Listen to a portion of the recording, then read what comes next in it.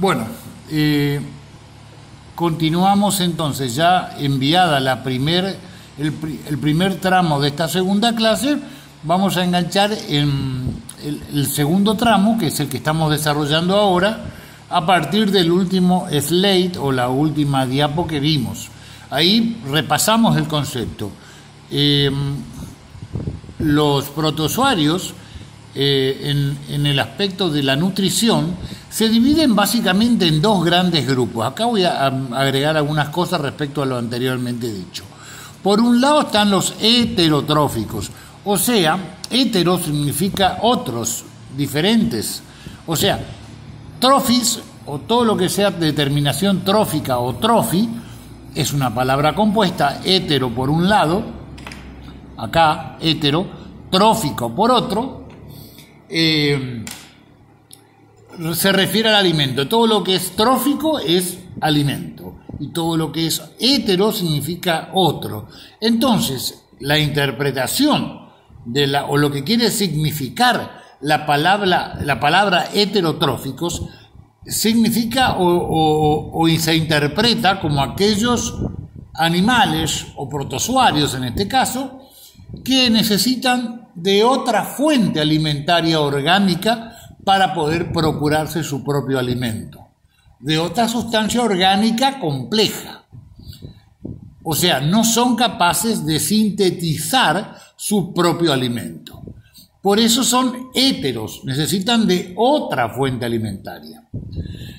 O sea, son los conocidos o nominados como consumidores, depredadores.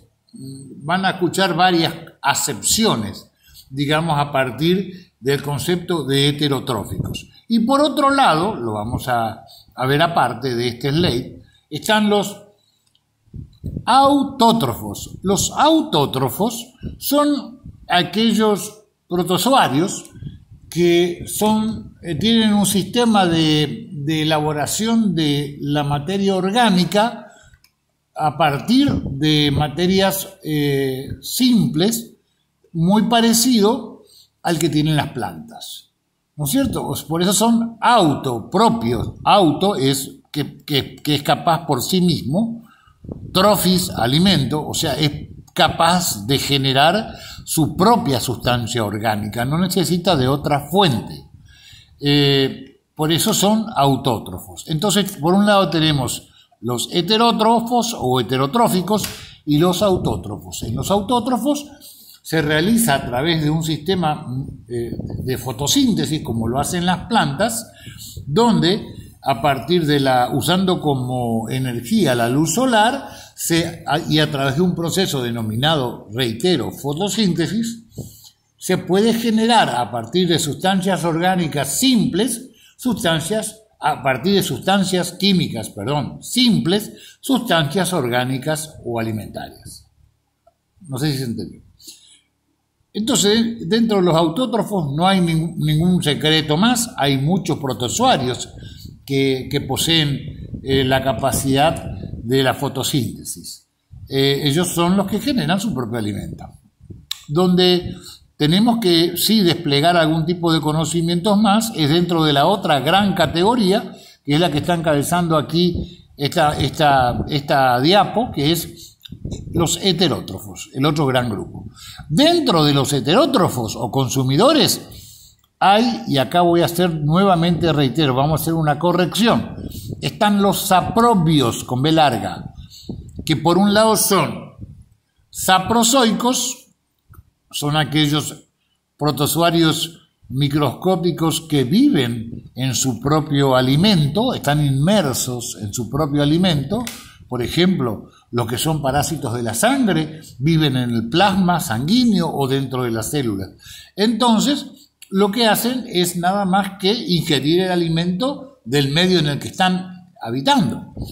Y son saprozoicos porque, como el caso que les dije recién, en sangre o en plasma, la sustancia de la que se alimentan es sustancia orgánica de origen animal. Y los saprofíticos son los que utilizan sustancia orgánica también, en descomposición muchas veces, pero de origen vegetal. y la absorción de los alimentos en los saprobios, ya sea los de saprozoicos o los saprofíticos, es a través de un mecanismo denominado pinocitosis, que es la formación de vacuolas alimentarias que ingieren o que incorporan al protozoario sustancias líquidas, en fase líquida o líquido. Por otro lado, aparte de los saprobios, que ya vimos que tenía saprozoicos y saprofíticos, están los holozoicos. Los holozoicos o fagótrofos, que son los que ingieren alimento. Básicamente acá se ubican los predadores, o depredadores también, habrán oído utilizar ese término, que son los que capturan el alimento y lo ingieren en fase sólida. Y lo hacen a través, en este caso se trata de una sustancia sólida, por lo tanto, el mecanismo ya no es la pinocitosis, sino la fagocitosis. Y se forma una vacuola alimentaria denominada fagosoma. Muchos protozoarios poseen áreas especializadas son bastante más complejos, sobre todo en el caso de los ciliados. Hay estructuras o áreas, ¿no es cierto?, como la que se denomina citostoma, que en realidad la traducción de la voz latina citostoma, acá falta una T, corrijan por favor chicos, no es citosoma sino citostoma, dice que se habla o describe lo que sería boca celular. O sea, es un poro en una región determinada de la superficie de la célula del protozoario, en este caso un ciliado, por lo general son los ciliados los que tienen citostoma, a través del cual se ingiere el alimento, o sea, se incorpora, se forma la vacuola que incluye o que mete el alimento dentro del citoplasma del protozoario. También en muchos protozoarios, sobre todo, reitero, ciliados, que suelen ser los de estructura más compleja, ¿no es cierto?, hay otra área o poro denominado citopigio o citoprocto, que literalmente significa ano celular. Y es el lugar por donde ocurre la excreción del alimento. O sea, una vez terminada, ingresado por el citostoma y realizada la digestión dentro de esa vacuola alimentaria del producto orgánico que está en su interior, eso se tiene que eliminar a través de otro orificio denominado citopigio, citoprocto o ano celular. Es el mismo mecanismo, salvando las distancias obviamente, que utilizamos nosotros. Nosotros ingerimos por la boca, que vendría a ser lo que para los protozoarios es el citostoma, llevamos adelante el proceso de digestión en nuestro aparato digestivo, que vendría a ser el homólogo de las vacuolas digestivas de los protozoarios, y vamos al baño y defecamos a través del ano, o sea, eliminamos, que sería el homólogo al citopigio o citoprocto de los protozoarios. En este caso, sobre todo, reitero, los que suelen ser más especializados en estas organelas o estructuras suelen ser los ciliados. Entonces, fíjense que hay una suerte de similitud. Bueno, aparte de la nutrición, también, dentro de la nutrición, recuerden que están los autótrofos, que son protozoarios que en su interior poseen pigmentos de clorofila, denominados cloroplastos, a través de los cuales realizan el proceso de elaboración de su propia materia orgánica. Otras características de los protozoarios, continuamos con esto. Los protozoarios, al igual que los seres más complejos, pluricelulares, como nosotros, por ejemplo, necesitan regular el contenido de agua dentro de su organismo, de sustancias o metabolitos, y también necesitan a través de un proceso, lo hacen a través de un proceso de osmorregulación, de la misma manera en que nosotros también, como producto del metabolismo de nuestros cuerpos, necesitamos eliminar líquidos de desecho a través del riñón. Ellos también tienen una suerte de sistema parecido, digamos, u homólogo a través de vacuolas. Entonces, los osmorreguladores, o sea, los que regulan el contenido del agua dentro de las células de los protozoarios, son vacuolas denominadas contráctiles y trabajan a través de un sistema de osmorregulación. Y también estas vacuolas contráctiles, que vamos a ver después en algunos videos, que actúan como riñones, generan o filtran el agua y producen una excreción que sería el homólogo a lo que nosotros conocemos como orina.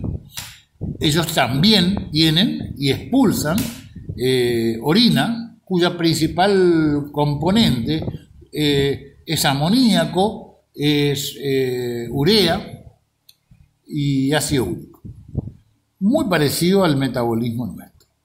El intercambio de gases, o sea, esto es la respiración que nosotros realizamos, por ejemplo, a través de los pulmones, los protozoarios la realizan a través de la membrana plasmática. O sea, la superficie del cuerpo que cubre el protozoario, que recubre el protozoario, se denomina membrana plasmática o plasmalema, ¿no es cierto? Y es allí donde se realiza el intercambio de oxígeno y la expulsión hacia el exterior de dióxido de carbono. Recordemos que la enorme mayoría de todos los protozoarios viven en medios acuosos o medios líquidos. Algunos que son parásitos de tejidos, requieren muy poca atención de oxígeno. Los de vida libre sí, viven en aguas dulces, sobre todo, también en aguas salobres, y ahí realizan el intercambio de gases que están disueltos en el agua. Este proceso de respiración se facilita en el caso de los sarcodarios, por ejemplo, a través de movimientos que realiza, por ejemplo, la ameba o una ameba realiza a través de movimientos de su citoplasma. Y también en el caso de los ciliados y los flagelados, el movimiento del agua, la renovación del agua para poder renovar con agua que contiene oxígeno, se realiza a través de los cilios, del batido de los cilios o también de los flagelos. Bueno, ahí tenemos un ejemplo de lo que les decía recién, que es la osmorregulación. Esto que ustedes ven acá es una vacuola contráctil que en este momento, tomemos está contraída la vacuola contráctil. Está en sístole, está contraída. Y de a poco, fíjense que lo que está en lila sería el interior del protozoario y lo blanco sería el medio externo, o sea, el agua. En este caso, hablemos, por ejemplo, de un protozoario de vida libre. En el interior tenemos esta vacuola contráctil, que ahora está colapsada, ¿no es cierto? O sea, en sístole. Esta vacuola contráctil va incorporando agua, amoníaco, hidrógeno, producto del metabolismo del protozoario. Y a medida que va incorporando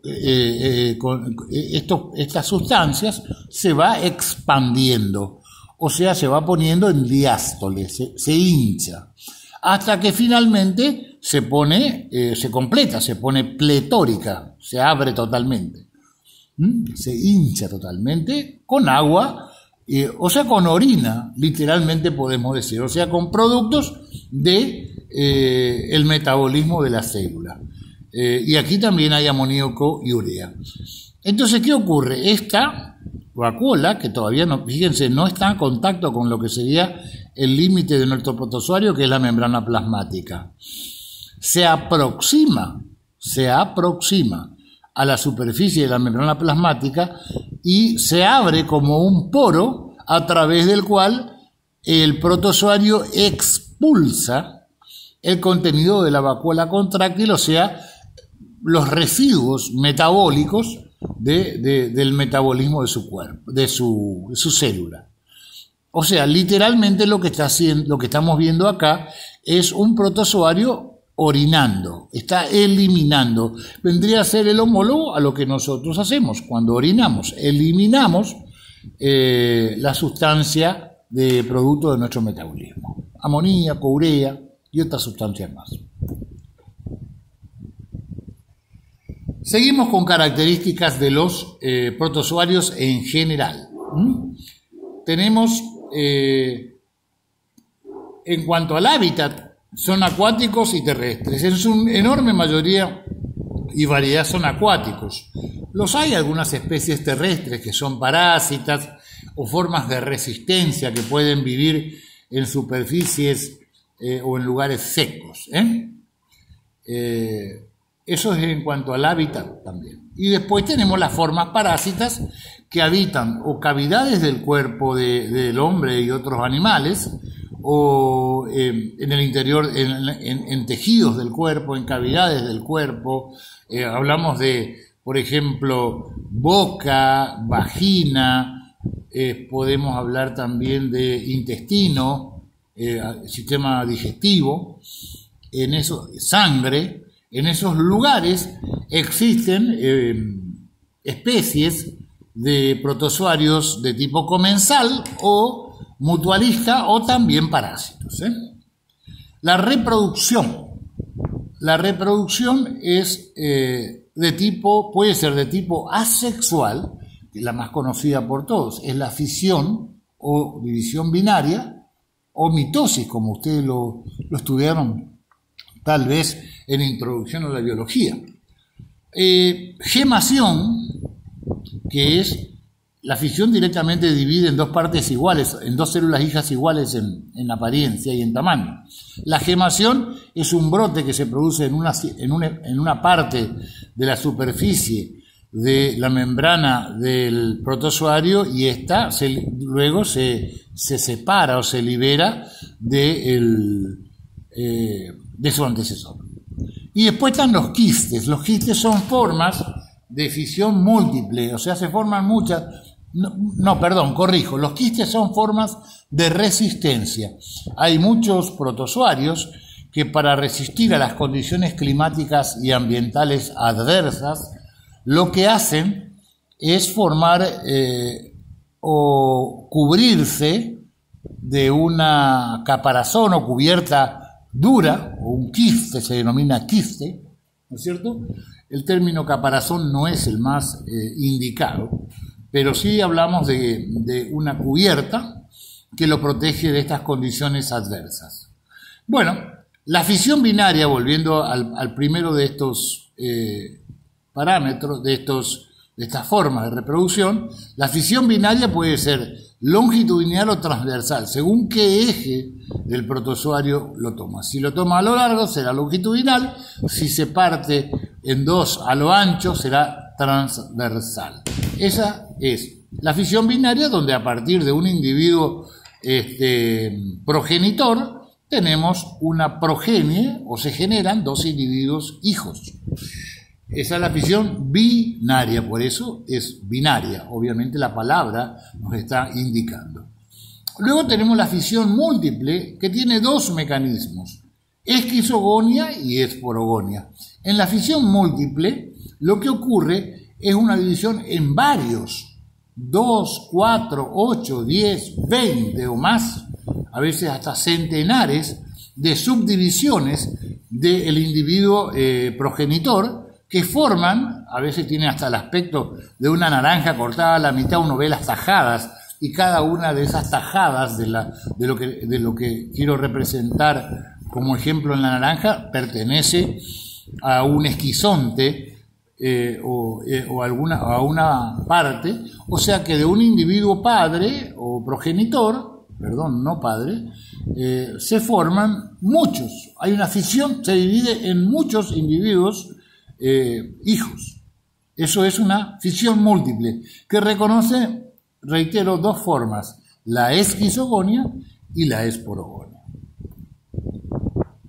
Seguimos con reproducción. Entonces acá repasamos algunos conceptos. La fisión binaria es cuando la célula se divide en dos. Y la fisión múltiple o esquizogonia es más o menos lo que les adelantaba, cuando la célula se divide en más de dos individuos y hay división, ojo, se mantienen unidos los citoplasmas, pero podemos notar que hay una gran división de núcleos, hay muchos núcleos, entonces cada núcleo corresponde, en la generalidad de los casos, a un individuo.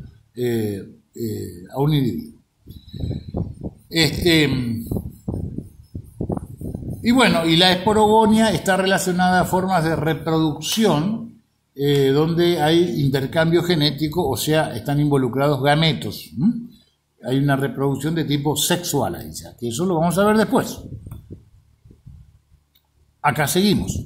Fíjense, esa es la forma que acabamos de ver, es las dos formas más extendidas y tradicionales de los protozoarios,